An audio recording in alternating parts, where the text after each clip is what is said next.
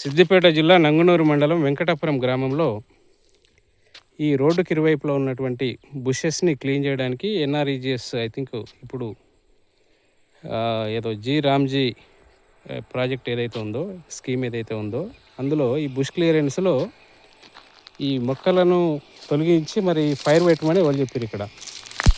ఇక్కడ అల్లనేరుడు మొక్క ఉంది. ఈ బండ్ ప్లాంటేషన్, ఇది రోడ్ సైడ్ ప్లాంటేషన్లో ఈ మొక్క ఉంది. ఈ మొక్క ఫైర్లో నాశనం అయిపోయింది. అక్కడ మొక్క మొత్తం కాలిపోయింది. అక్కడ సైడ్ అయితే మొత్తమే అక్కడ తీయలేదు. ఈ లొకేషన్ వచ్చి దోపిగాడు ప్రాంతం, టువర్డ్స్ వెంకటాపురం టు ముండ్రాయి వేలో. ఈ రోడ్ సైడ్ బుష్ క్లియరెన్స్ అంటే అగ్గిపెట్టుడా?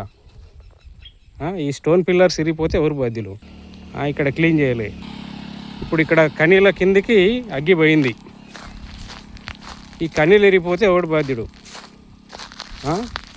అంటే కనీలు ఇరగకూడదామన్న ఆలోచనలో భాగంగా ఈ ప్రాజెక్ట్ ఏమన్నా ఈ గ్రామంలో ఇంప్లిమెంట్ చేస్తుర్రా? అంటే కనీలు నాశనం చేసి, రైతుల కనీలు నాశనం చేసే వర్క్ ఐడీలు ఏమైనా ప్రొడ్యూస్ చేసిర్రా?